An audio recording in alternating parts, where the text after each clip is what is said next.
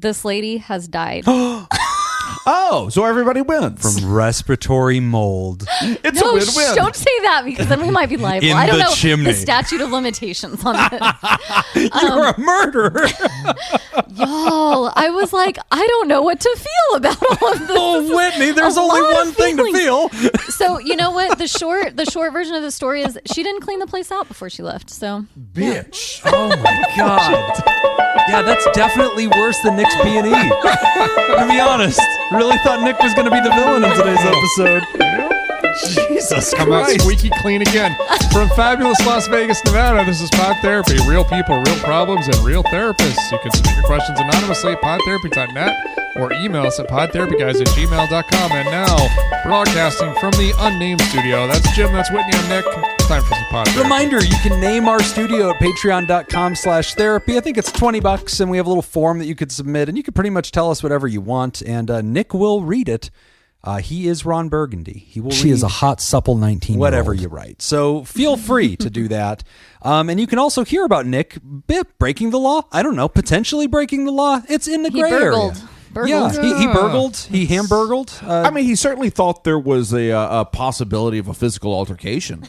I did. I was ready He for was it. armed. He was ready. Yeah, I was yeah, ready. yeah. Using a lot of lock-picking tricks. I So was check that out. disappointed that there wasn't one. And you can hear about Whitney, who's definitely not a murderer. I mean, I don't think she's a murderer. No. you judge for yourself. Yeah, that's right. We report. You decide. That's right. Yeah. America. You get to decide for yourselves. Patreon.com/therapy as we cruise along In into Texas, this I think they call new that year. being a doctor. I was gonna say stand your ground. That's right. I stood my own ground. I mean, I own it. Lives there too, but I own this. Before we jump into our questions, we did get a response letter from last week, and it was a very, I think, personal response.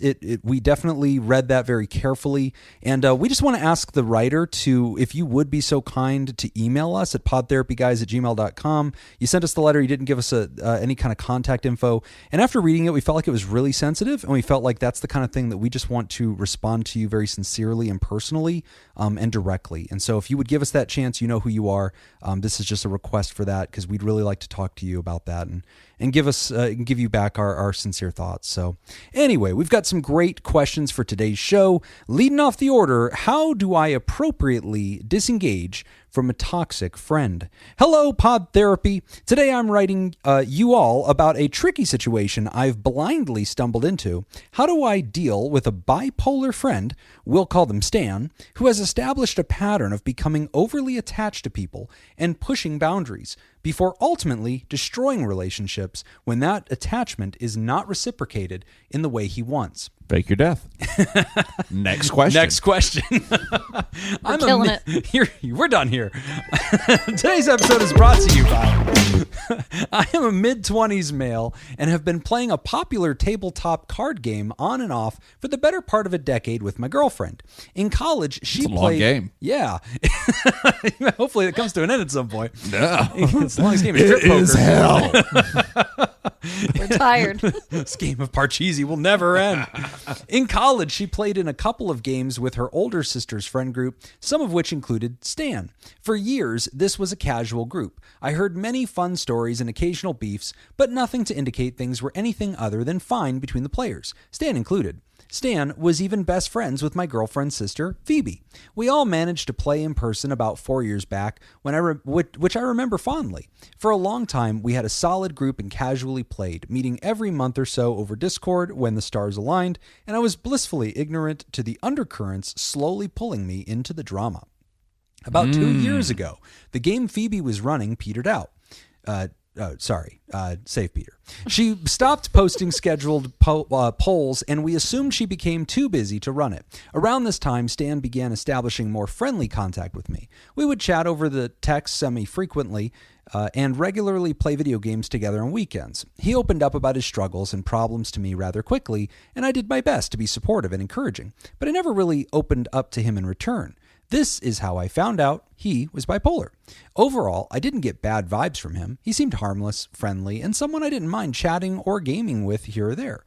I did get the sense that he was clingy and emotionally needy, but I thought he was just lonely and going through it.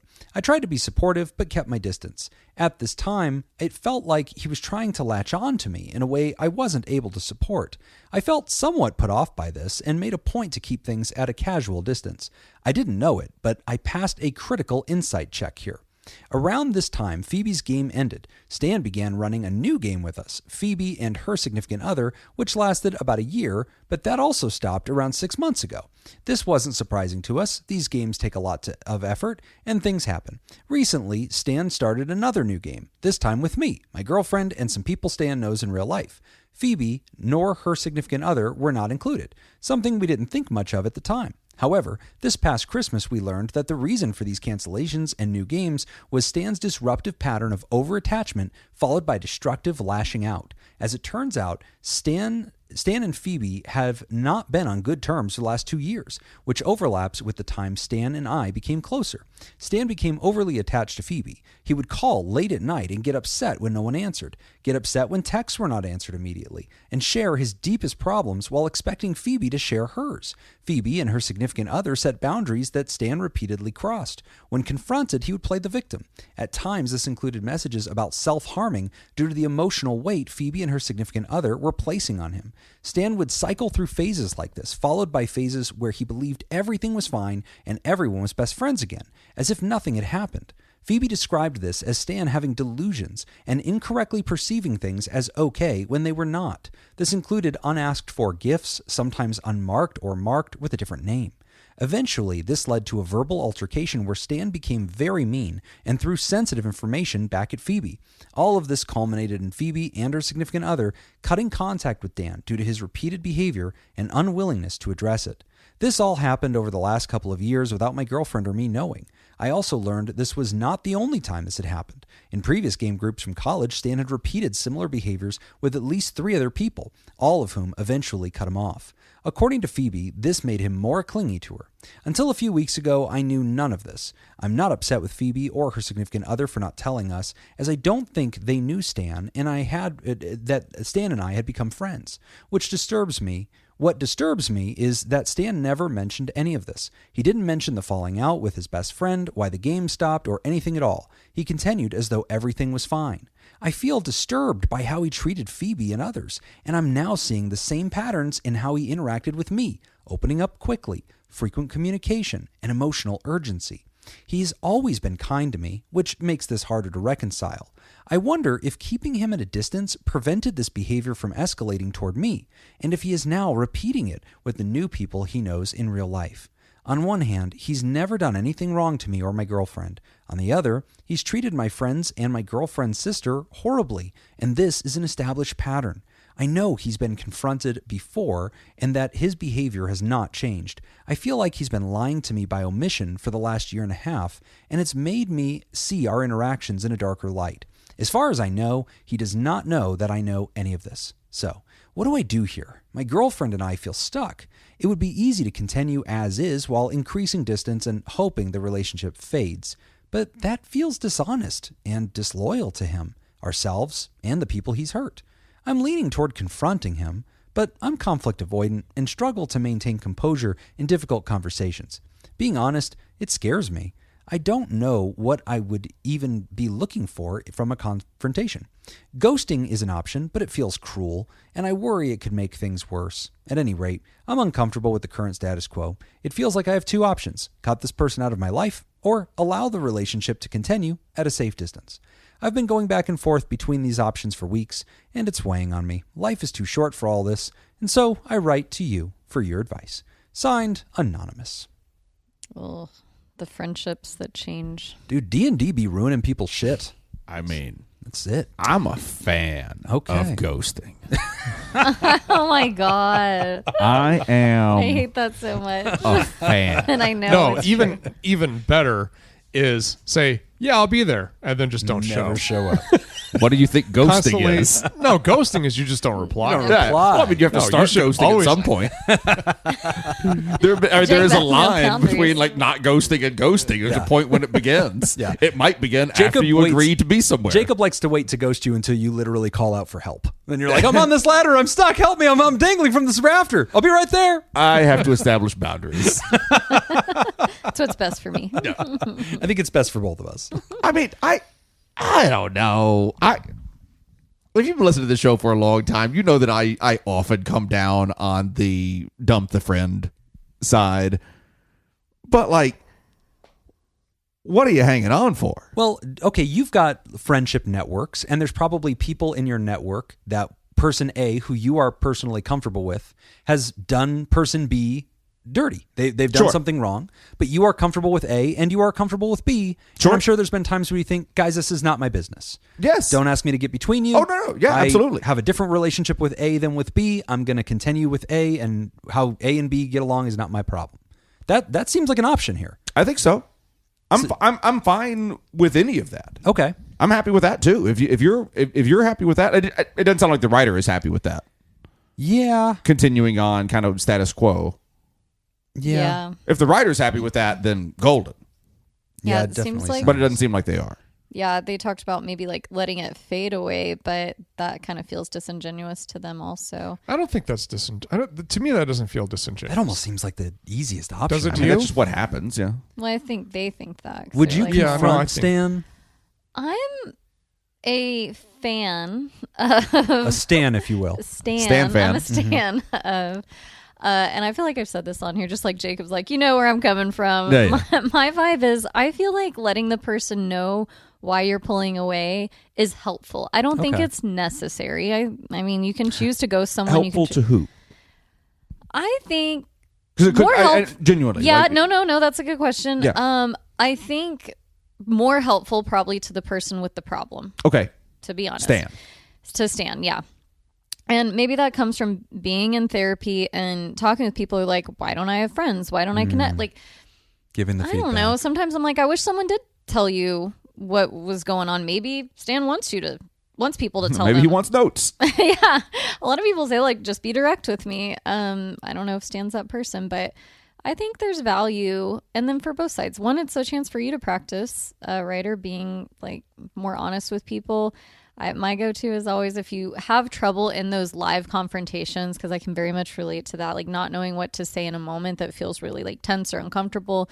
It's like sometimes just writing something down to share with them, whether you're reading off it, whether you just give them it as a letter, whatever your preference is. Sometimes that can be helpful to just keep your composure and give you something to focus on where you're not just staring in their eyes and like, Yeah, "Ugh," right. or whatever. You I don't decide. hate that idea. You know, Nick, I wonder what you think about this, because like in my sense, it feels like the writer, I guess we're calling that person anonymous, says, look, Stan tried this shit with me. Stan tried to be too much. I caught it and I pushed back, and I have successfully created a boundary, and now we're cool. We have our game Yeah. relationship. Yeah. I enjoy Stan. Sometimes Stan oversteps. I nudge Stan back over the line.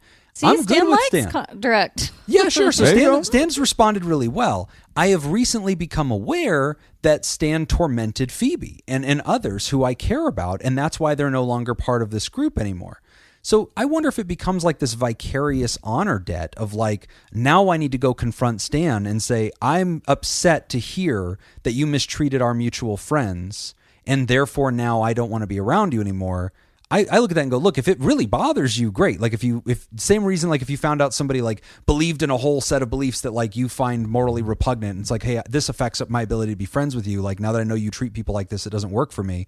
Okay. But I could also see Anonymous just being like, look, I have set boundaries. Stan is obeying those boundaries. There is no obligation of me to now go upset the apple cart and be like, in the name of Phoebe, you know, I cast thee away. Like, is that necessary? It just seems like an extra step. That's kind of where I am at with it. Well, but he said he's disturbed by it. That is fair. Yeah, it does bother It's him. bothering him. That's what Well, I picked up. Yeah, I on. mean, What- he wrote the letter. I mean, oh, he did? Yeah. Oh, shit. Oh, that changes everything. Yeah. But he left it he on wrote the a table. podcast. Oh. I just thought I just knew this information. I didn't realize it. No, I don't know. I think, I mean, the thing is he disturbed by, because here's the thing, like he's he is hearing this from other people. He's becoming Right. aware of this. So it's kind of one of those things. Like I've had this before too. Like, for example, no one in this story is going to listen to this because they don't listen to the podcast. But Fair. in my my golf league, Yeah. okay, there's the person the president who runs it, and people have complained about him. Trump? And, like, no. Oh. And I always forget where you golf. And O.J. Simpson. OJ. It is OJ. Yes, he's done a terrible job in the last couple of years. Yeah. Honestly, he's let things slide. done. He's ghosting. He is ghosting. The dust He's is kinda piling up. ghosting, Yeah, So many weeds. yeah. No, but like some people have complained, and like I get where they're coming from, but I've never had a bad interaction. Okay. Right. So it's kind of one of those things where, like, obviously I value my friends who dislike this person, and Right. I don't want to discredit what they're saying. Yeah, that I can totally understand, but then I also want to give credence to my own experience, Right. and just being like, oh yeah, I get it, but I've never had that issue, So I kind of feel like I don't want to then just, like, out of loyalty to my golfing buddies, just hate this person. I agree. Right. Yeah. It's like, okay, no, I treat each individual as based off of my experiences. Now, obviously, if there's something really huge that happens, that even though it didn't happen to Sure. me, if he goes and he punches one of my friends, Right. I'm going to be like, well, he didn't punch me. You find out she's No, responsible for that's- some old lady dying in another Exactly. state. Mhm. Yeah. Right. That would. I'd be shooketh. Yeah. That's where I draw the line. That's pretty much it. Yeah, I don't have many lines. That's the one. I wouldn't say fuck all about it because I'm smarter than I look. Yeah, that's right. If one old lady dies, it Yeah, could be yeah. any of us. Oh, She'll kill again. I think I get the black lung, guys. There's a mold in this room. I personally think everyone here is doing a great job. No, but I like what you said, Nick. Like, for me personally, the way I do relationships is I may have an opinion about how you treat somebody else, but at the end of the day, our relationship is something that I just judge between the two of us. Like, how do you treat me? How do I treat you? And like, the writer seems to be conflicted here. In one of the paragraphs, the writer says, on one hand, he's never done anything wrong to me or my girlfriend. On the other, he's treated my friends and my girlfriend's sister horribly. Right. And that's an established pattern. And so writer seems to be personally conflicted with... Based off of what he's witnessed or what they've reported. Sure. And, let's What believe they it. Like, we could reported. probably believe the reports because writers like, it kind of does check out. Like, Stan is like that. Sure. And Stan seems to also be growing. Sometimes, like, I do think that, I don't know, like, I guess we catch people in their growth so much, and Stan has already suffered consequences by losing these other relationships, and perhaps that is moderating Stan's behavior now, and writer's rejection of Stan and boundaries of Stan is also moderating. I also feel like if writer, like, going back to your point, Whitney, if writer's genuinely uncomfortable and is like, hey, hearing all this really puts a pebble in my shoe, it really puts a bad taste in my mouth about our relationship, and you know what, I feel like you're going to keep doing this, it's like this corrosive acid, I don't like that I constantly have to push you back, I want to slowly just kind of start to end our relationship. I think that you're well within your rights to do that. Yeah. But I feel like your advice is kind of like, I like your advice of having a direct conversation, because if it were me, my personality, I'm so conflict averse that I would just like slowly try to moonwalk back. Like, it'd be like scheduling less and less. just ghosting slowly. Yeah. And Which nobody I will think know. is normal and fine. It's just the writer. But then the human is going to feel weird about it, right? And the human's going to be like, oh, Jim, what's going on? Why don't we hang out anymore? And like, oh, I've just been so busy. Jimmy, you okay? Are you okay, Jimmy? Nice. He's going to run with this bit all show. But yeah, like, I appreciate what you're suggesting, because I feel like it's the more honorable path to tell them, like, hey, look, I'm good with you, but like, I've heard about how you did with some of our other friends. Sometimes you are too much. I want us to, I don't know, but then it's like, I think you're going to have conflict, because if you say that, they're going to be like, oh, that's bullshit. Don't listen to them. They suck. They're lying to you. You should hear my side. And like, you Yeah. kind of should hear their side. Yeah, no, and I guess the way to approach it also I thought of while sitting with this a little more is maybe like approach it from like, hey, I've heard these things. Okay. What's up with that? Right. And hear them out. Maybe they are in their growth phase and they're like, you know what? Yeah. I did fuck up on like those certain things. I shouldn't have said that, shouldn't have done that. And I haven't had a chance to address it with them. I tried to apologize. You don't know. They'll have their side. And I think at that point, you choose to take whatever at face value, because it I is like a he that. said, she said, they said, whatever. So I think I think being curious, like I know we say that a lot on here, but this is a great example This when is it's like, a good hey, example. I'm letting you know I know things. Right.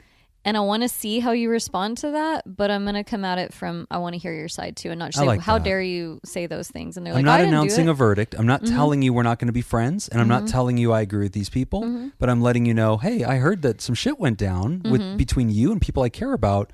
Can you tell me more about that? I feel like that gives them a chance to like see that you're still like open to being their friend and not just like casting them out too. And I don't know. I think it just gives everyone a chance to share. I like that. Is anyone else curious to hear Whitney's assessment of ourselves? Okay. Each one of us? Yeah. Ooh. Yeah. Is there- The Whitney review. Yeah. Okay. You know what? Maybe Let's for go. next week. Patreon next Oh, week. shit. I don't think- are you ready now? I don't think he wants. I don't think he wants. notes. Oh, Jesus. She's pulling paper out of her purse. Well, all my notes God. from the last 3.5. Wow, that's really, she has a journal. It's That's very the whole long. 40x40 calendar. I'm scrolling a lot over There's here. a star system. Oh, no. Yeah, no, I think I'm good. Jim, I think conflict I'll pass avoidance. on that. I think I'll pass. I'll never forget one of the first things Whitney ever said to me once brought into the show. She was silent the very first episode, and then we brought her in officially another episode. Yeah. And just randomly, Jacob said, "So, Whitney, what do you think of Jim's mustache?" Completely unprompted. And I remember she just stared at me quietly for a few minutes, and she said, "I mean, like, does it have to?" I'm gonna go listen. I did just not was like, say that. man, this chick figured this show out way too fast. I'm fine with Immediately has fit in and immediately has devastated me. Great. No, I'm on board. Yeah, no, I remember you were pretty enthusiastic about it. See, he's curious. Sure. Yeah, that's right. Jacob was taking a curious Because approach. I believe women. There it is. Yeah. Thank you. Coming back and to he that. listens to them. That's right. And believes and listens. Enough to nod. So, writer, I like all this advice. You know, I like Nick's point of view that I love the philosophy that we want to grade our relationships based on how people treat us, not necessarily, you know, all their other dynamics, because boy, is that exhausting to have to be the police of all these other things. And I like Whitney's perspective that you have the right to pull back, but maybe suspending full judgment and starting from a posture of generous curiosity, like, hey, I don't want to pretend I don't know about this. I know it's never been talked about because it's never involved me, but I've become aware. Can you comment on that? Because I'm curious. What are you willing to share? I do think, though, the writer, I do want to give you credit for just kind of, I don't know what to say, but like having like a good radar. Yeah, in the sense that like, you kind of notice some things and you kind of like, oh, okay, Absolutely. all right. Yeah, this doesn't make me feel good. So, because like I do kind of the same thing with a lot of people when I'm meeting people for the first time or just over time. There's just something every once in a while that something just clicks and just kind of like, something doesn't feel right. Yeah. And then so I just kind of keep him a little bit more at a distance. Right. And, I'll just, I just don't communicate very much with them. I just... As opposed to other people who, when I meet, I'm just kind of like, oh, I kind of feel this is going really well, then we can speed things along. But like, you're kind of always keeping that radar up. Yeah. And I guess that's the other thing too, why I wouldn't feel bad if the writer just kind of started to distance a little bit or just not engage as much. Sure. And to do it more passively in the sense that it's not like you're doing it to that person. Okay. I look at it more as in like an internal thing. Like what you're doing is you're kind of deciding how close someone gets to you. Okay. Or you're doing it to their behavior. Yeah. Like, this behavior is not attractive to me and I'm pushing you back. Yeah. Or I'm not available to be treated like this. When I used to do groups, we used to talk a lot about boundaries, right? Because one of the things that's really like not interesting, breaking or entering into another person's life. Like, unless if it's locked, you're really not supposed Unless to be you have there. a rubber band and unless duct you tape. are paying rent. There, Okay, in so which case I then think you're it's kind of entitled, your is what you're thing, saying. yeah. Okay, yeah, got Once it. you Okay, pay them yeah. once. That's right. You have a whole I mean, if month. they haven't paid you back your deposit, Yeah. it's kind of your Yeah. life. That's their life. Okay, got you. But I used to use this example because and this happens a lot for adults who were abused children. yeah, Like they kind of lack the ability to identify risk because when your protector is also your abuser, then those lines get very blurry, right? So you kind of learn about whether or not people are safe by comparing them to the people who protected you. Right. How many similar traits did they have to my mom or to my dad? The more similar they are, the more comfortable we feel, and we let them in closer. But again, like if they were also the abuser, then it's hard to make that distinction. So people just tend to like open up to everybody and just like everybody gets to come in, and so we kind of have this conversation about like, there are people who you're willing to have on your property. Out of that group of people, there's some of those who are allowed inside the house. Yeah. Out of that group of people, there's some of those who are allowed inside your bedroom. Right. And so it's like there are different layers. And out of those, there's some that are allowed inside of me. That's yes. And then there's one old woman allowed inside the chimney. That's just the molds. The spores are alive. So I think the writer, like in a way, like you don't have to explain anything. Like I agree with Whitney's take on this. Like Thank you could you. have that conversation. Yes. I'm saying I agree with it. All and right, then let's I'm wrap it up immediately then. going to disagree. I know. Let's push the button, So Jacob. you could definitely do that. The other way, if you're just thinking more about yourself and not really about this other person or even about your friends, but just kind of decided like, oh, this person's at a safe distance right here, and that's where I'm going to keep them. Yeah. No, this is really good. And writer, I love that you've got this radar on. It's interesting because when the person kept describing Stan as bipolar, the whole story, I was kind of thinking it sounds a little bit more like borderline to me. I was going to say this does not Right. sound, I think people get borderline. They do. mixed So it with might be one of bipolar. those things. Yeah, people get those two confused. But Also, borderline. did they say that that Stan had been actually diagnosed? No, just that Stan had revealed this. Stan said this. Yeah. Yeah. But this is a pattern that we often see with borderline personality disorder, which is really poor boundaries, putting their heart on the line. I love you, you're the best, I'm so addicted to you. And then over enmeshing with you. And then whenever you're not responding in a pace that they like or something goes wrong, there's this vitriolic response where they feel abused and betrayed and they're the victim. And then they're just like really lashing back at you and kicking you back. And you're like, whoa. And it's very personal. And then it's back and forth and back and forth. It's I love you, get away from me. So I wonder if that's part of this. And if Stan's aware of it, okay, you can be friends with somebody that knows this about themselves if they're willing to acknowledge it and work on it. But anyway, writer, this is a real good story, and I'm really grateful for you sharing it. And I think the message here is don't play D&D with your friends. Always play with strangers on the internet because, this is why you're not supposed to mix. Yeah. And start off the conversation with Jim's diagnosis. Always lead every conversation with this guy on a podcast said you're probably borderline.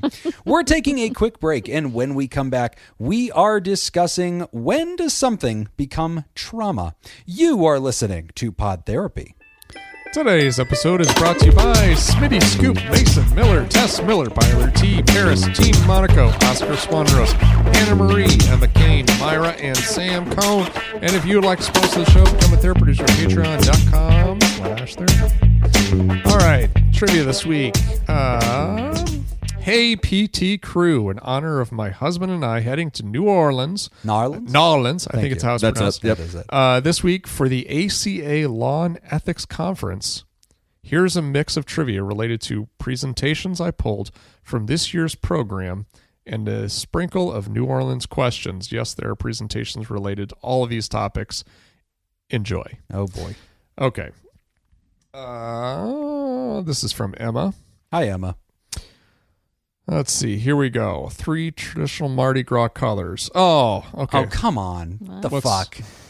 Start with He's going to Whitney. stomp on us. I mean, this is just the easy one, right? Like purple, green, yellow. Is that the question? Are you going for 2? Oh, yeah. there's You're options? going purple, green, yellow? Oh, is it purple, green, gold? I bet there's like Oh, I don't specific know. names. I don't know. Is there? Fine. Give me options. Oh, boy. All right. We worked her out of Get right out of that. Yeah, Honestly, I'm gonna. You're further along than I was. I would just pick Saints colors, but like black, silver, Oh gold. my God. Like, red, white, and blue. oh, that's it. Do that one. Purple, green, and gold. Fuck. Black, silver, teal. Orange, brown, or cream. Well, the purple, green, and gold. Correct. You could add 2 points. Could have had 2. Never No, because I second said yellow. guess Well, I yourself. guess I did. Oh, something. Jacob literally has beads. Yeah. He's like, there they are. Throw him at Whitney. Yeah. I have to earn those. Purple, okay? green, gold beads. Yeah. Shake it. Whitney Too and bad her we're not on Mardi video Gras. yet. Jesus, Everyone she missed wanted it. these beads. My God. You want them, you get She them. earned them. She earned them. Oh shit. Okay. There was more here. Yeah. I'm sure we were probably going to learn something as well. She's presenting the AI in therapy laws thing. I did as a deep dive. Her husband and I, or my husband and I, writer, not Nick's mine, husband not and mine. himself. He's a prosecutor, are presenting on a case where a social worker was found guilty of a felony where a child died because he was, because he was burnt out and didn't do his job. Yeesh. So actually, a little bit of backstory on this. Emma is a great therapist. She's also a counselor educator, and she's in a PhD program, so she goes to conferences. Her husband is a lawyer and a prosecutor. And so, yeah, they're co-presenting at this conference. And one of the things that she worked on with us here at Pod Therapy was getting some feedback. As I was doing my series on AI, she reached out and said, hey, how would you kind of intermingle ethical codes and like approaching that from an AI perspective? And so we kind of co-wrote together a episode that's in the Patreon, which is the Laws of Thero Robotics, which is like my take on like how you would apply AI or robotic driven laws into counselor ethics. And so she ended up taking that and turning that into a paper, her own version of it, obviously. And that's part of what she's actually going to be presenting as well. So that's what she was referring to. Okay, Jacob, ethical codes versus law Yeah, good. I'm glad you didn't give him the Mardi Gras one. is best summarized as, so you're going to want options. Okay. Ethics always overrides underestimated. law. Ooh. Law always overrides ethics. They overlap but aren't identical. You often have to meet legal duties and ethical standards. Or D, neither matters if your intentions are good. I like that last one, bud. I like that last one. That last one was solid. It's C. They overlap but aren't identical. Yes. Yep. Correct. I believe that gets me 2 points for yes. wading into y'all's world. Uh-huh. I'll allow it. Jim, Okay. the most common ethical risk Shit, with I don't get a Mardi Gras one? just I texting love this clients game. casually Oh, boy. is what? Nudes. The therapist's typing speed. Falling in love. Promised I wouldn't fall in love. misinterpreted. They didn't include emojis in there. being misunderstood. Blurring boundaries, privacy, security risks, and unclear expectations about access. And genitals. In the Clients pictures. using too many emojis or phone battery drain. Come on, Emma. Love it. Love it. Give me the one about blurred boundaries. That sounds right. I'll give you a half a point for that That's one. fair. Yeah. All right. So, Okay, Jacob's my on a turn. commanding lead. Oh, you get him. Okay. Yeah, why not? Jackson Square sits beside which landmark? Oh, good. I'm glad I didn't get The this. Superdome, St. Louis Cathedral, Café du Monde, main entrance, Demo. the French Market only. I think I know this one. Have you been there? Well, I was going Yeah. to say Café du Monde, but the St. Louis Cathedral is right there, but Café du Monde's right there too. Jesus, you've all been there? I'm not giving you any. That's I'm so going to say cool. B, What Which one was that? B? What was B? St. Louis Cathedral. Yeah, it's got to be the cathedral. I think it's the cathedral. It is right the behind cathedral. it. But Yeah. Café But du Café du Monde Monde is is right right there. It is though. I don't Yeah, remember that. Café I du just Monde- remember the Café du Monde cathedral's is a right walk. behind it. Yeah. Is this a coffee shop? Yes. Café du Monde is like the beignets, like the Café au lait and beignets. You had to be there, Jim. Shut up, Yeah. Whitney. The beignets, You know I don't like to beignets. travel. I know. I don't even like coming here. I know. It's too Well, far. you don't need to go there. There's a Popeyes down the street. Okay. It's the Good. same So thing. Cafe Popeye? Yeah. Yeah. That's it. That's all you need to It's do. next don't to the go, Cafe don't Berlin. go all the way to Yeah. Louisiana. I will not. I'm great Oh, with good. that. Yeah, Good. it's fine. Glad we talked you. Go down to New Orleans, the Orleans. It's fine. All right, Jacob's winning. When does something become trauma? Hello, amazing people. I think you do great work, and I do admire this podcast.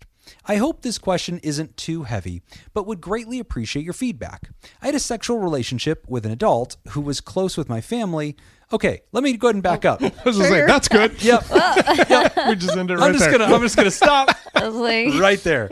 Hi, everybody. It's Jim from Pod Therapy. I'm about to read a question. Trigger warning. Yeah. There's Yeah. definitely sexual content in this, and it has to do with underage relationships. Oh, I just read the rest of that sentence.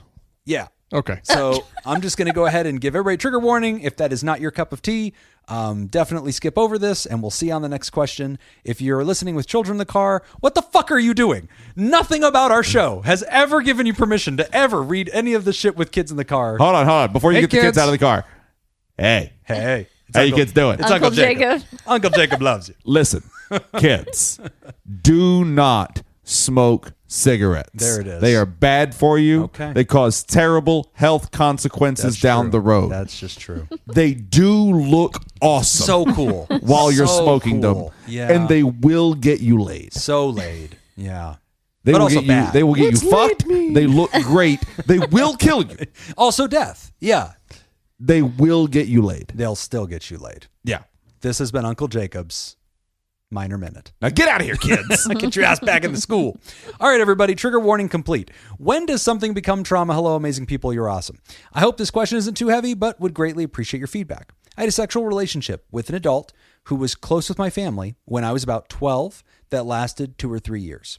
Without really going into it, I absolutely participated and drove some of the interactions. It was a secret to others and kind of ourselves as well, because we never spoke about it outside of the acts themselves. For all my life, I've only ever told 2 people. My first strong romantic partner in my early 20s and a therapist in my early 30s. Well, anyways, I feel more or less okay about it today.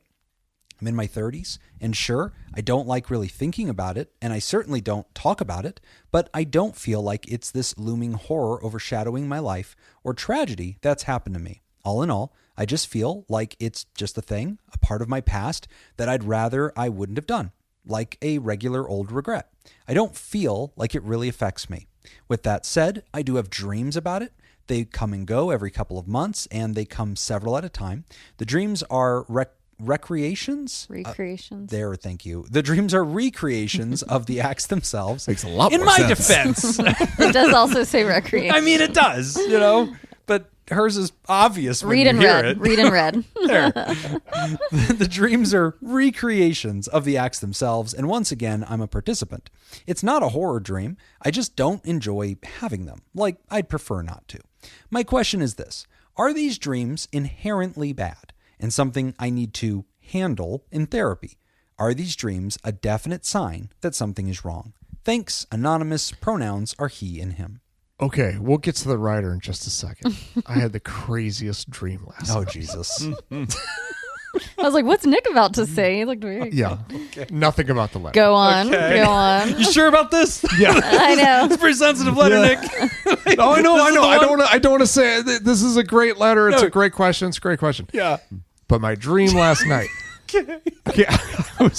Okay, Laura and I were going to a concert, but the concert was at a movie theater. Okay. And somehow to get to this concert, you guys have seen Ka? Yeah. Okay. So it was like that, whereas like there weren't any stairs. It was like the wall with these pegs in the wall, and we had to climb up. Okay. Mm-hmm. And Laura was just cruising, and I'm like struggling to climb up this thing. I'm like, wait.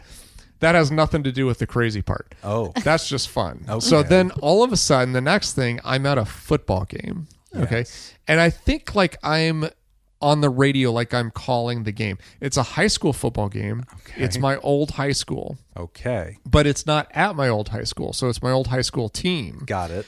And they're playing this game, and our team's on defense, and somebody made a great play, tackled behind the line of scrimmage, and so this kid celebrates. He's like, yeah, fuck yeah. And then a football flies out of nowhere, hits this kid in the face. And then everybody's like, where did that come from? And it was the the coach of the away team, of the other team. Okay. The home team. The home team, whatever. Yes. Yeah. And so then our football coach runs. I love that we're doing this. No, this is crazy. This is We haven't gone to the crazy part yet. Jesus. so our high school football coach runs over, grabs this coach, Yes. throws him to the ground, and like my immediate reaction is, Thank you, Jacob. dude, no. This is, you're not going to want to play the chicken dance. It's going to get making dark. out violently. This is going to get dark. Oh, Jesus. So he throws the guy to the ground, and the guy's like 70 years old. Okay. And my immediate reaction is like, dude, what are you doing? He's an old man, you know? And then the guy doesn't move. and it looks like he's in like mud or something, and then I look closer, it's not mud, it's blood. Oh, Jesus. So he threw it. No, listen to this. Jacob, seriously, cut that. What's up? Okay. He throws him to the ground, and then like this puddle just keeps getting bigger and bigger and bigger. It's dark. And then everybody starts freaking out. Okay. And everybody is like scared, and I'm looking at this like, holy fucking shit, holy shit, holy shit. Like I can't believe it's like I woke up sweating. Yeah. Like this was a traumatic dream for me.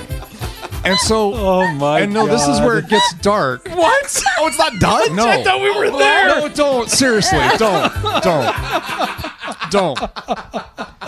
I'm trying. my so God. I'm trying to figure out what the fuck is going on. Me in my too, head. bud.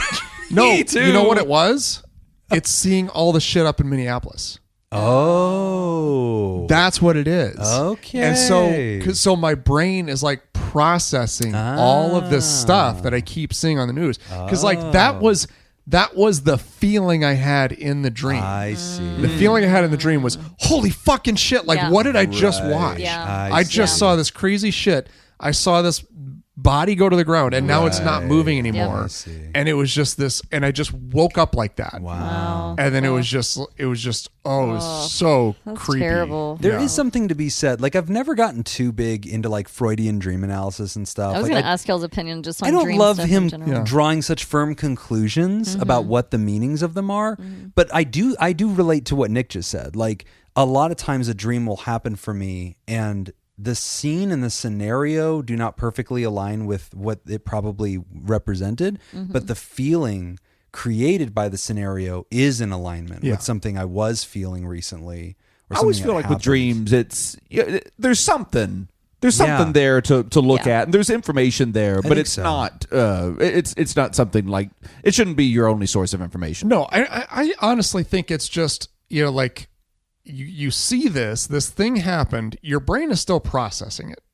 And it's still going, and then you go to sleep, and Right. it still has to do something Yeah, with it's it. digesting. And then so it's like it's kind of like the rules of logical thought are turned off, Yeah. but the thought is still there. So it's still got to spin it somehow, and it just kind of comes out in a different way. Yeah, I do think there's also some, like, I don't know that this is way off the point now, but like, I don't know that people should believe their dreams, because sometimes they're like, oh, what was my dream trying to tell me? And Yeah, it's like, oh my right, God. right. I don't like my best friend or whatever, because like I realized I have this animosity in my dream or whatever, so maybe we're not really friends or whatever they're feeling. And like, I don't love trusting the message of the dream. I think it can just be this emotional indigestion. But like using that same, expanding that same example, that same metaphor, if you have been having thoughts about your best friend, and There like, you go. I've been really like struggling. I don't like I don't like hanging out with my Right. best friend. I don't like being around them. I don't like the stuff they do. There's all these things, and then you start dreaming about it, and you can go like, oh, okay, Yeah. all right, yeah, This is I have bothering been. me. It has been bothering me. It has Yeah. really been weighing on me, and just the fact that you're dreaming about it, writer. That's as fair. I expertly move back to the letter. Good job, bud. The fact that you're dreaming about it, I mean, it shows that you're working on it. There's like a Yes. latent emotion. Like there. there's something inside of your head that's working on this, and I only say that to say like clearly there's something here that needs to be resolved inside of you. Oh, what would need to be resolved from this I letter? don't It's a know. totally Whitney. I normal can't letter. think of anything Such based a- on I have such limited Such a knowledge and benign- such limited information available to Yeah. me yeah. as to Let me anything see. in the writer's past. Yeah, So, anything. Whitney, there's an interesting point that Jacob's making here, where the writer's saying, so if I just tell this to anybody, they're going to say, oh my gosh, that is a traumatic thing. And you must be having memories of it because it is a capital T trauma. But I think what through Nick's actual turned out to be a decent story. I really was sitting there just Really gritting my turned- teeth the entire Jim time. was uncomfortable. the Jim three was of you do not so- trust me at all. talking about? You do not trust me at all. What was the three of you? You put on the chicken dance. That was I'm moving the show along. I listened to and being Validated. somewhat amusing while Nick is telling a rough is true. story. Honestly, yeah. He I'm was just doing his doing part. that. Yeah. Jim I'm was not trying cutting to. him off. Jim I was was trying to trying to cut him shut off. you the fuck I If was I up. don't trying- think Nick is going to go, if I don't think he's going to do something, I can just shut him down. No, you're right. It's me. I don't see I how Whitney did and I not got think- looped into this at all. I saw you spiraling in the air like a gymnast, and I did not think you were going to land on your feet. But you know what? You were right. You I'm glad planted I'm and then just just threw your head back in one glorious pose and Yeah. you just arms in the air and it worked. Oh, yeah. But to Whitney, this is an interesting point, right? So like these latent emotions can exist. The brain can be digesting and recreating these memories. This person can say this happened, but objectively, if I describe this, it is going to be everybody's textbook definition of abuse, sexual abuse of a minor. I am technically the victim, which I think we can get into in a second, discussing like that's a whole topic. We should talk about like yeah. the concept of consent and like a little bit of that. But Yeah. this idea of what is the difference between a trauma and is there such thing as objectively a trauma, or is that always a subjective thing? It's not just. It doesn't have to just bring you to your knees every time you think about it in order to be a trauma. That's exactly the question. Yeah. So I've had this conversation with, I mean, I know he was on a long time ago with Nick on an interview, Jonathan Senda. He's a good friend of mine, colleague. He is a certified sex therapist. And I have having a lot of different clients come into my office and talk about a variety of different sexual experiences, some of that being sexual abuse in childhood, some of that being how does that manifest today in my current sexual relationships. We've had discussions that what I'm about to kind of share isn't exactly pertaining to what the writer's saying, but I think it dabbles into it. And that's where chatting with him about different challenges that clients might go through. Something he said that really stuck out to me once was that sexual abuse, that's what this is. Yeah. So I'm using the term sexual abuse because by definition, that's what this is. That is just what it is. But sexually inappropriate behaviors, sexual abuse from childhood doesn't always feel traumatic. Right. And sometimes clients will go to see him or come to their therapist and they're like, what's going on? Kind of what the writer's asking, almost like, why am I not traumatized? Or how do I have sexual experiences with these other somewhat traumatic events that have happened? And that can be not feeling like they're big traumatic events, but they're still impacting maybe my relationships, my sex life, my dreaming, the writer's dealing with. And what's been interesting is Jonathan sharing how you can, I want to be very delicate how I'm sharing this. You can still have healthy sexual relationships without shaming is the word I'm going to use, without is there a better word I can think of here? Without the taboo feeling around the sexual I think I'm following abuse. that there's a biological thing that's just happening, and it is possible for that to be independent of the context of how it's happening. Correct, because your body has experienced it, your mind has experienced it, and it's processed it in its own way. And I thought of that when the writer's writing, because they're like, I don't feel like this is a big trauma. But obviously, I 100% agree with Jacob. It's something on your mind, and or something that's on your mind if you're dreaming about it. Sure. That's my kind of personal opinion on that, on dreams. I think we dream about things we're thinking about or that might feel unresolved. I think that's when they pop up in our dreams quite a bit more. So maybe there is something going on that's bringing this up. Are you in a new relationship? Is there something reminding you of this time in your life? I would be curious there. But yeah, I just thought it was interesting, and I thought worth sharing that a lot of times when people maybe haven't been through anything sexually traumatic in childhood, it's hard for them to understand how that can feel not traumatic. You're just they just think, yeah, that this happened to you, you must be traumatized, and it's Right. Our bodies and minds cope in a lot of different ways. It doesn't always end up that way. This comes up a lot. And obviously, if you're a therapist long enough, you eventually hear about all kinds of situations. And there are even situations that you'll find are very common in particular cultures. And people will come from different parts of the world and be like, hey, this happened in my family. And you'll be like, oh my God, are you okay? And they're like, yeah, it was, I disliked it very much, but every single one of my cousins felt the exact same way when it happened to them. It's like, what? Yeah. It's yeah, so there's this ubiquity.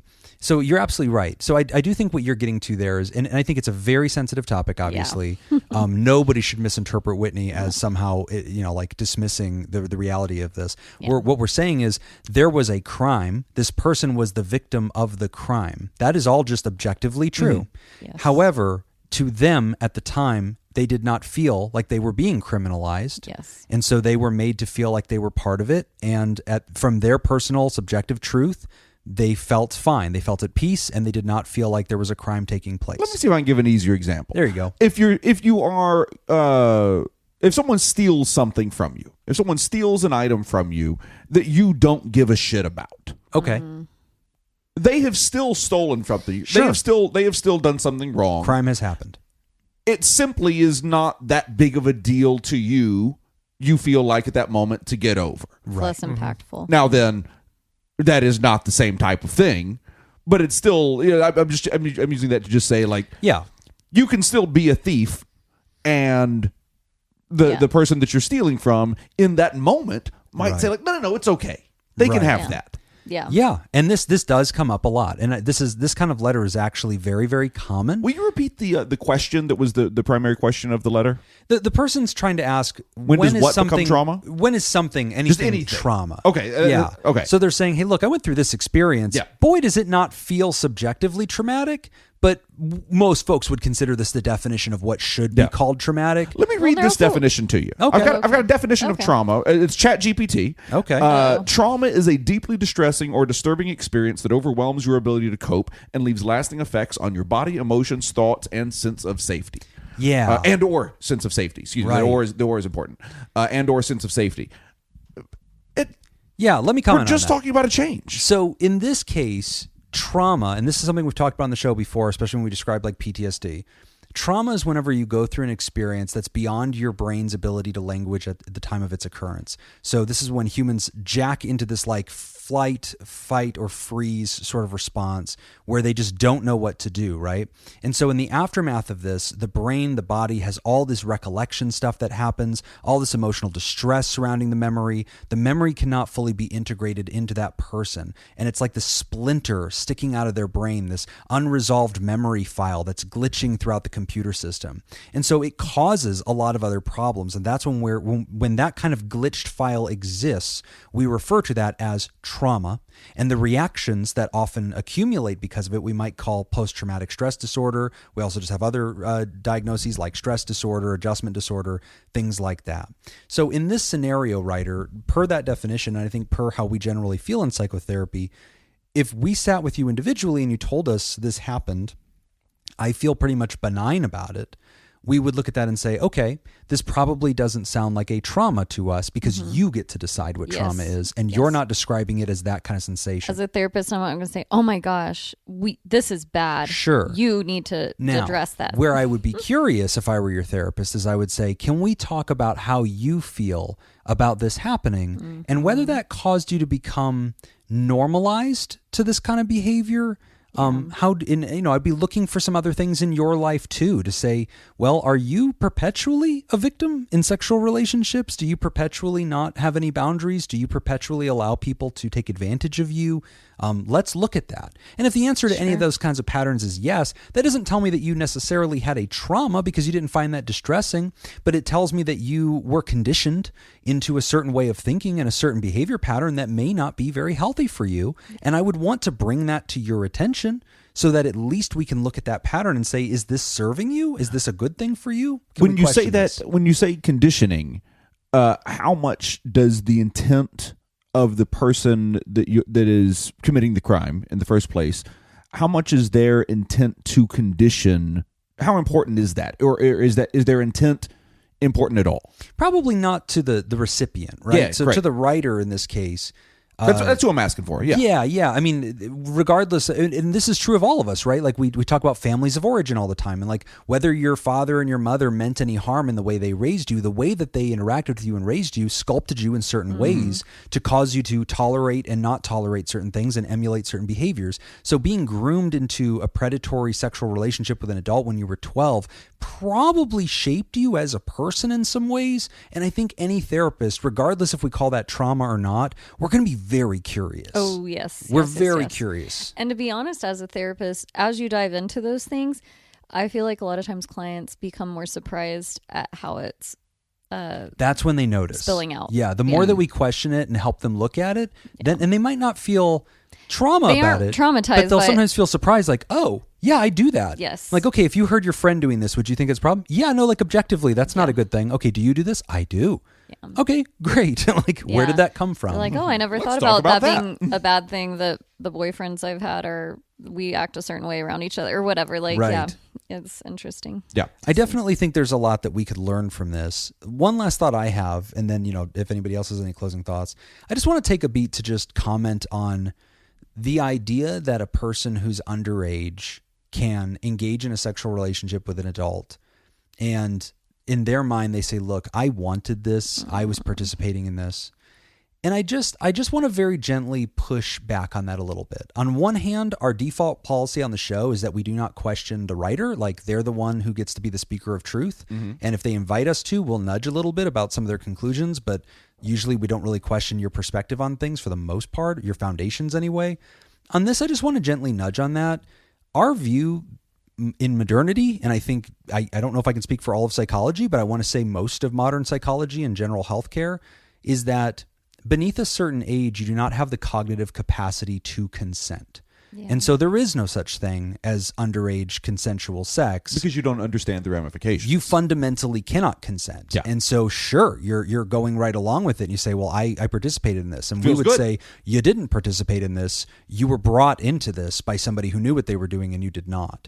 It's kind of like if an adult gave you alcohol and you were, 10 years old. And it's like, but I grabbed the bottle and took a drink and I liked how it tastes, so I drank some more. And we would say, you did not knowingly agree to what was happening. You nor didn't have could all the information. Nor could you have understood it. And by participating in it, you immediately become intoxicated in it and therefore become unable to continue consent to it. So we just generally don't, I think, agree with that concept. You're allowed to have your fundamental truth. I'm not calling you out, but I'm just speaking that out because obviously it's a public show and there could be all kinds of people that are hearing this and thinking different thoughts about this. And I just want to be very clear. It is the view of pretty much all of American society at a minimum that anything beneath a certain age of consent is inherently a form of rape. Yes.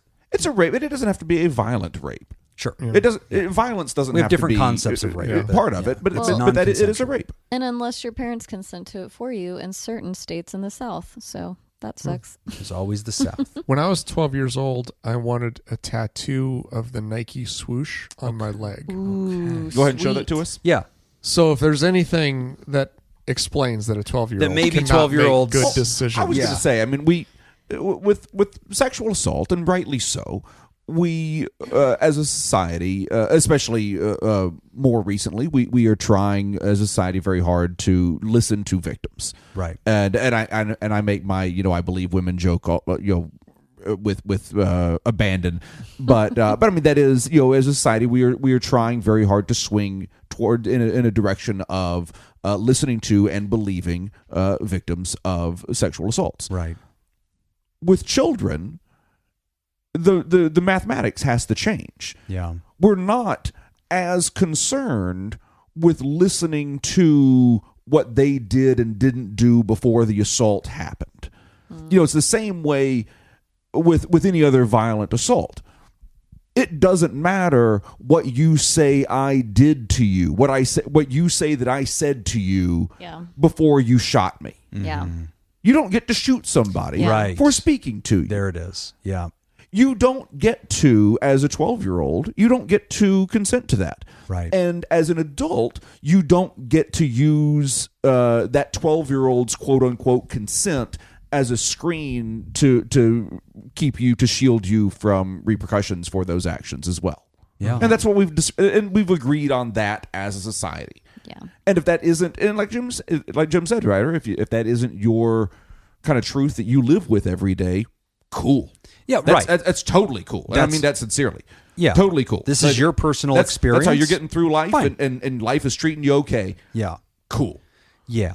Yeah. I've got some worries for you. I think you know that. I think you know that we all have some concerns for you. But if that's getting you through day to day, that is totally fine. But society has agreed that is that's at least the truth that we're going to work under. That's the truth that we're going to assume And honestly, is, and we're going to work under. It's not just a society thing. I think the science teaches us that too. Sure. Like we have hundreds of years now of monitoring and understanding the human brain. We societally agree that there are ages at which human brains can engage in certain behaviors and knowingly accept the consequences of that. I don't care, Jim, it sounds like you're trying to talk yourself out of something, buddy. No, I'm with you. I feel like it's unacceptable. So, but anyway, writer, again, this is not an indictment on you. It's just because the way some of that letter was languaged. And I know that this is a learning show. Yeah, it's an important little caveat to throw out for the public, just to make sure that we're covering that base, because there are people that listen to our show that have written in with all kinds of challenges. There have been some people that were in the adult's position when you were 12 who have written into our show with confusion and have written in saying, sure does seem like this person is interested in me. Yeah. And this is us educating that person. That is an impossibility. Yeah. No matter how it seems, that is not correct. That they cannot actually cognitively consent. So don't believe in that. But writer, I hope that this is something you'll continue to personally explore, regardless of whether we would label this psychologically as capital T trauma. I think you would knowingly agree, hey, this was a life-shaping thing. It's not something that stays with me every single day. It's something that sort of pops into my dreams. So maybe something emotionally, subconsciously is kind of knocking at the door there. I sure hope that could turn into something where you sit down with a therapist and tell them, if you're worried, like, hey, is there a statute of limitations on this? Yeah, absolutely. You're in your 30s. There is nothing that can be done here. You don't have to identify who this person was. The therapist can just hear about your truth, and you can just explore that. And they, you'll tell them, this doesn't distress me. They'll say, okay. And they'll kind of follow you where you want to go as far as talking about it and be curious about it. Maybe there are dots to connect here. There could be something to learn here. And maybe that starts to unlock those dreams that are holding on, that something's trying to speak to you in your subconscious. Maybe that will come out if you sit down in therapy and really engage in it. You know what? How about this? Who cares if it's trauma or not? Who cares what the definition of trauma is? How about this? Is it relevant? Yeah, it seems like it might be Probably relevant. You're still thinking on it. You're still dreaming about it. It seems like it might be relevant. Let's have a look. I like that. Yeah. Hope that's something you're willing to continue to look deeper on. And I really appreciate this letter, writer. This is a really sensitive topic. I'm grateful for this because, boy, there have been so many patients over the years that I think can relate to what you experienced. And I think it's good to normalize that topic and talk about it and get into the weeds of the nuance of that. And I hope that we did a good job on that. But I generally doubt our abilities at all times based on the response letters that we get. Because I'm a bad boy. There it is. We're going to take a quick break. Thank you for choosing that drop. We're going to take a quick break. And when we come back, we are discussing, should I reach out to my absent father? You're listening to Pod Therapy.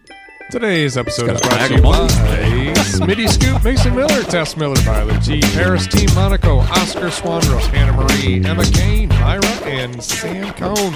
And if you'd like to sponsor the show, become a therapy producer at patreon.com/therapy. All right. Whitney. Here you go. What? A counseling faculty member repeatedly delays feedback to a student with dispositional concerns. The primary ethical issue is that silence can blank. Build resilience through ambiguity, erode trust and fairness, and increase downstream risk to clients and students, improve the student's autonomy automatically, or D, prevent conflict so it's fine. I like D. What is Jacob scribbling over there? He's I'm writing down the answer. Okay. Read B again for me, please. Erodes trust and fairness and increases downstream risk to clients and students. That one. Correct. Nice. And What do you Jacob me, wrote... me, me. Okay. Looks B, like bitches. a backward 3. It's a backwards 3. It's a 13. All right, Jacob. A counselor posts a relatable, quote unquote, relatable God damn it, I can't. You're doing great. TikTok Boomer. reenacting. Let's start over. A counselor posts a relatable TikTok reenacting a client's story with details changed, quote unquote. Oh, shit. Biggest I think this is risk. me. The biggest risk is what? A, copyright infringement. B, a client recognizing themselves or being recognized, harming confidentiality and trust. C, it's not evidence-based. Or D, it won't get enough views. Oh, yeah. All but B. Yeah. It's the other 3 of them. Yeah, It's yeah. A, B's C, obviously and D. not a problem. Correct. Yes. Yes. It's B. It's definitely B. It's clearly B. I love that think that would the probably one bother trivia people. was so hard for all of us. And now it's like, here's some softball questions. Just take these. So I assume he got that one right, Nick? Yes. There you go. Nailed it. Good. Oh, shit. Great. Okay, this next one is a quote. And believe it or not, it's a phrase that's in French. So let me try. Perfecto. Is it Italian? Is it Mardi Gras? Is it back to a Mardi Gras question? Oh, it might be. Yes, it must be. Yeah. Is it must laissez be. le bon temps rouler? It is. Oh, Jacob gets 5 points for that. I feel like I should get something I for think that. he gets something. Laissez Jim, le bon what does that mean? temps Laissez le bon temps rouler. Oh, Okay. listen to those French Duolingo classes. Laissez-faire means the invisible hand. So laissez either means invisible or hand. And then what's the bon want ton is a options? food. Le bon temps rouler. Do you Bon get ton. options? You Brulee, get creme brulee. That's the cherry. So it's the Yep. invisible Yep. hand of the chocolate. That's it. That's the bon ton. Good. Put it all together, buddy. What's hand in French? Fair. Laissez-faire. Probably the fair part. Okay, so then maybe leave hand out of All it. right, Since so invisible chocolate cherry pastry. It is an invisible Wait, are there chocolate cherry options? pastry. yeah, there are. Yeah, Also that's fucking like my options. Yeah. No, I want options. options. Let the good times roll. Cherry pastry. Okay, wait. Better fucking be an option. If it's option D, you're gonna feel really stupid. Now's your chance. Better be a goddamn option. Yeah, that's what people always yell on the streets in New Orleans. Invisible chocolate cherry pastry. Yeah. Okay, let the Show good, me your tits. let the good times roll. Please tip your bartender. Don't feed the alligators. The beans are red today. Okay, but that one actually does sound important. Like, The beans are red today. yeah, because of the cherry jubilee thing, and I'll bet it's some kind of like metaphor. It's like the beans sure are red today, Because dude. of the what? What was the cherry logical bridge you just built? The bon ton brulee thing. The bon temps brulee. Gotcha. All right, let's go with the first one. Let the good times roll. Good times roll. Let the good times roll. Yeah. Wee, wee. 3 points to Jim. Fuck yeah. All right. I have a sign on my Très car that bien. says laissez le Très bon bien. temps rouler. So, but can you translate the phrase though? Like Let the what- good times Let roll. the good But times what roll. does each word mean? Laissez? Laissez. Yeah. Oh, so Yeah, that's laissez-faire was let it be, I thought. Bon. what? Yeah. Bon Yeah, I don't is think good. I think you're just off on Yeah, invisible yeah, hand. the invisible entirely. hand. I Oh, was like, that's fuck. not what laissez-faire means. That's like That's not what I Common learned in Nostra or elementary something. school. It's that that Nevada education. Yeah, honestly, this is where we discover Clark County's 51st for a reason. Okay, so laissez is let. Les bons, the good. Oh. Temps, Times. time. Rouler. Roll. Oh, is that what roulette is? Yeah. Oh. Dude, I'm telling you. This is French great. everywhere. When you start learning French, Yeah. and you start looking at the English, and you start like, oh shit, that's where that comes from. Oh, yeah. Dude. There's so much of English that comes from the French. This is great. You don't even realize. No, I feel like we all just grew as people, you know? It was the accent, Nick. Honestly, the accent's legit. Like, you're crushing it on that accent, buddy. I dig it. Wow. Merci. Oh, shit. Look at him. Just geez, keeping your pants, bud. Let's finish this. Should I read? He's like Pepe Le Pew over there. The guy eats a little bit of French. He's got his dick out the whole time. Painted a white stripe on Jim's back and things getting out of hand. Oh, Christ. Should I reach out to my absent father? Hi, everyone. I think it's time I quit thinking about sending this update and finally do it. I want to Yay. first thank all of you for your take on my situation. It felt surprisingly more exposing than I was expecting to hear my story on a podcast I respect, despite your desperate attempts for us not to respect you. The deep validation I received from I'm doing my part. These other three people fucking dragging ass. The deep validation I received from hearing you reflect on it from a purely objective standpoint was very meaningful to me, and your empathy was palpable. Thank you for doing what you do. Regarding reconnecting with my dad, I've decided not to.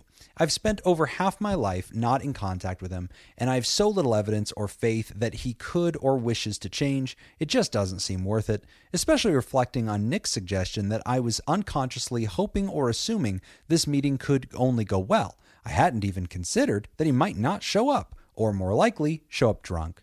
It got me thinking about childhood me and my perception of my dad. I know he was generally always drunk, so his drunk behavior seemed normal to me. Seeing him now with an adult understanding of what drunk behavior is and looks like, I don't think I could handle him rubbing salt into the wound in that way. Or, worst case scenario, hearing he doesn't wish to reconnect with me at all. I've been hurt enough, and I don't see any positive value of adding him to my life again.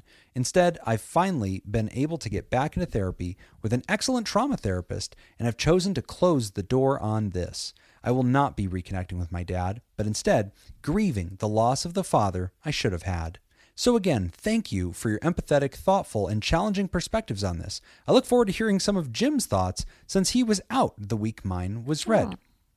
And then there's a huge parenthetical. I assume I'm not supposed to read this. Please don't feel obligated to read this on the pod. But speaking of Jim, okay, I guess I'm just going to wander down this Keep rabbit reading, hole. Jim. Keep reading. I just have to ask, have you ever been evaluated for OCD? Thanks. You talk a lot about your anxiety, but over time, listening to your podcast, I hear a lot of what if or maybe language and difficulty tolerating uncertainty. Holy shit, yeah. It sounds like some of your spirals are potentially mental compulsions to avoid perceived consequences to a doubt/obsession. Jesus.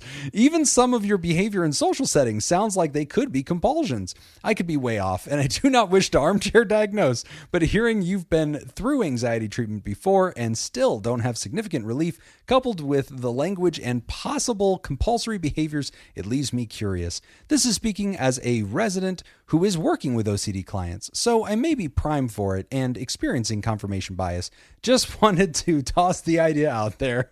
Thank you. Signed, Whitney's biggest fan. Woo! Pronouns are she and her. Pew Pew, Texas. Pew pew. Okay. Wow, y'all didn't need me to diagnose you, to Jesus. analyze you. Listeners I think this out writer there, did a A great little job. called out. Whitney's biggest fan did it. If you're wondering out there, listeners, should I write in with my diagnosis of Jim? Yeah. Or is Jim suffering from blank? Yeah. The answer to your latter question is, of course he is. Listen to him. If you could see him right now, Yeah. you wouldn't be asking yourself, Right. is Jim suffering from this? Yes. Yes. And I'll tell you who else is suffering from it. Everyone else in the room with Jim. Yes. Nick, So you yes. don't need Jim's to OCD. write in and everybody's tell OCD. Jim about it. We got it. Yeah, there's only one person on the show that has a neurotic bingo named after them. Yeah. Yeah. Yeah. Which is also in the program description if you click on the little link in cool. your episode. I actually came across, so speaking of moving, I came across Jim's neurotic bingo. I came across one of the bingo old card. cards that Monty made us. because it was in my... Didn't they have little daubers that were like our faces or something? Yeah. Oh, yeah. Yeah, they were little markers. That, Yeah, that was cute. That So was this is a fun. really good response letter. So I remember listening to that episode. So I guess I wasn't on it, but yeah, it sounds like you guys gave some killer advice, and it sounds like the writer ultimately reclaimed their own autonomy and this decision to just not actually go back and reconcile, which I guess I want to reflect on is never an easy choice. No. Like to permanently let go of a family member and grieve them as if they are gone when they do still exist, and not rolling that dice again because you just don't want to get hurt again. It's admirable. It's not an easy thing to do. I'm glad you did it with a therapist and like worked through that trauma. Yeah, that is really hard. That's really difficult. And yeah, especially when you have expectations. I think it's cool that like you, Nick, put that out there that, hey, this could just not go well. You're like, wow, I didn't even think about that. Because I think we do go into these meetings optimistically, typically. It's like, Right. if I set it up, it'll Yeah. be great. It'll be okay. It's like, Yeah. it may not even be okay. It may just be a shit show. It feels like most of the things that we do that are our ideas, you kind of have to go into it optimistically. Otherwise, you wouldn't have came Unless up with you're the Jim, idea. then everything's a bad idea. Yeah. Right. Like, I mean, everything. That's what the anxiety is. I know. That's what I'm saying. I'm always sure it's going to go wrong. Yeah. I mean, you just never really have that thought of like, oh, maybe this isn't going to go the way I thought it was going to go. That's And it's very amazing true. how long you hold on to that confidence, even when history tells you that it's probably not going to go the way that you Yes. want it to go. Yes. I was working my garage today. And so I'm hanging overhead storage. So I bought like some storage racks. You hung those yourself? Yeah. Okay. So I bought 2 of them. Why does this surprise you? As opposed to who? Who else I'm would not be hanging surprised. these? I'm impressed. No, I'm honestly impressed too. I've wanted these for years. Yeah, but I don't we know how to paid do someone it. to put ours Yeah, no, up. I that's was the like, only nope, way I would bye-bye. do it. Yeah, I feel like because you got to get them into like the studs. I and mean, stuff. I want them Yeah. to stay up there, not fall on my Yeah, car. no, Yeah, or kill whatever. somebody. So it's very important that you find the studs and you attach them to the studs. Okay. Hello. Yes. Yeah, there All it is. right. Yeah. I'll hold that for you. So, The stud. so Tie it side to note. Jacob. Side note of my side note. Yeah. So I went to Lowe's and I picked up not a stud finder but a stud buddy. You ever seen these? Shut No. up. That's They're No. really, really strong magnets. Oh, okay. And so you hold it up there, and then it will catch on any screw Right. that the drywall screws. Right. And so that's how you know where the stud is. Because Nice. that's where they Oh, drew. Yeah. Okay. That's smart. So- Assuming they put the screw in the right spot. Yeah. Correct. That is very true. Correct. So I came home from Lowe's. I went into Laura's office, and I had it attached to my belt Good. buckle. I was like, I guess That's the works. joke you're supposed to make. Exactly. Yep. Yeah. And she's like, you rehearsed that before coming in here, didn't you? Sure I said, did. "Yes, I Duh. did." I went and bought it because I wanted to do No. this. I don't even think this is going to work. So I set this afternoon. Today was my day. This afternoon, knock out a couple hours. I'm just going to hang these 2. I haven't hung a single fucking thing yet.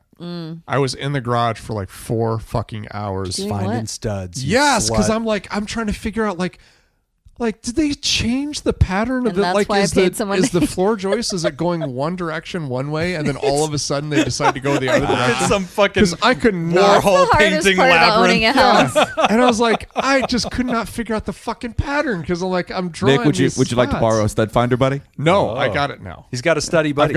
I've got it now. But here's the fucked up part. Those are shitty. So I was just about to start attaching this thing. I was like, you know what? I don't know how much clearance I have because I'm putting it right above the Yep. garage door.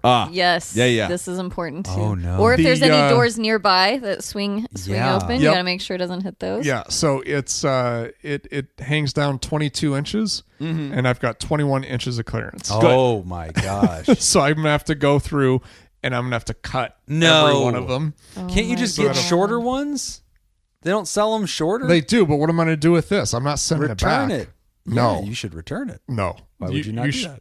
Because you don't know the size of the box this fucking thing came in. Okay. Yeah, It's those are big. I had heavy. these. Yeah. I had those It in is my heavy. old house. Oh, okay. Yeah. The box that came in is the size of that door, almost. Yeah, no, they're Yeah. large. And Okay. it's probably weighs 200 pounds. So it's But, like, you can, no. but they're made of metal. Right. You can cut them? Yeah. What? yeah. Jacob's a got metal something, blade. I think. Oh. He can use. I suppose that checks out. Yeah. Is that called a wet saw? No, that's No. for tile. All right. And it has water. Yeah.